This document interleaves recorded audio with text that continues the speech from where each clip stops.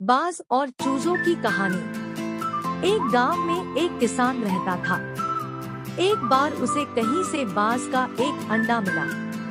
उसने वह अंडा मुर्गी के अंडे के साथ रख दिया। मुर्गी उस अंडे को अन्य अंडों के साथ सेने लगी। कुछ दिनों में मुर्गी के अंडे में से चूजे निकल आए और बाज के अंडे में से बाज का बच्चा चूजों के साथ पलने लगा। वह चूजों के साथ खाता पीता खेलता इधर उधर फुदकता बड़ा होने लगा। चूजों के साथ रहते हुए उसे कभी एहसास ही नहीं हुआ कि वह चूजा नहीं बल्कि बाज है। वह खुद को चूजा ही समझता था और हर काम उन्हीं की तरह करता था। जब उड़ने की बारी आई तो अन्य चूजों की देखा देखी वह भी थोड़ी ही ऊंचाई तक उड़ा और फिर वापस जमीन पर आ गया।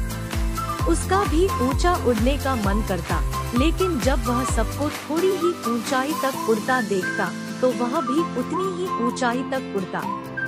ज्यादा ऊंचा उड़ने की वह कोशिश ही नहीं करता था। एक दिन उसने ऊंचे आकाश में एक बाज को उड़ते हुए देखा। इतनी ऊंचाई पर उसने किसी पक्षी को पहली बार उड़ते हुए देखा था। उसे बड़ा अचरज हुआ। उसने चूजों से पूछा, वो कौन है भाई जो इतनी ऊंचाई पर उड़ रहा है? चूजे बोले, वो पक्षियों का राजा बाज है। वह आकाश में सबसे ज्यादा ऊंचाई पर उड़ता है। कोई दूसरा पक्षी उसकी बराबरी नहीं कर सकता। यदि मैं भी उसके जैसा उड़ना चाहूँ तो? बाज के पूछा, कैसी बात करते हो?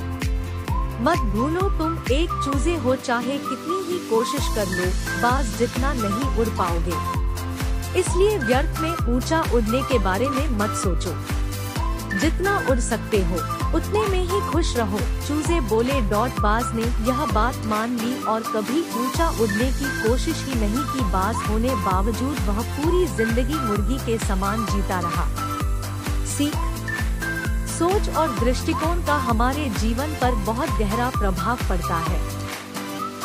हम सभी क्षमता और संभावनाओं से परिपूर्ण हैं। चाहे हम कैसी भी परिस्थिति में क्यों न हो, हमें आवश्यकता है अपनी क्षमता पहचानने की और अपनी सोच तथा दृष्टिकोण को व्यापक बनाने की। हम स्वयं को चूजे समझेंगे तो चूजे ही बनेंगे और बाज समझेंगे तो बाज बनेंगे। खुद को कम न समझें, अपनी क्षमता को सीमित न करें, बाज बने और जीवन में ऊंची उड़ान भरें।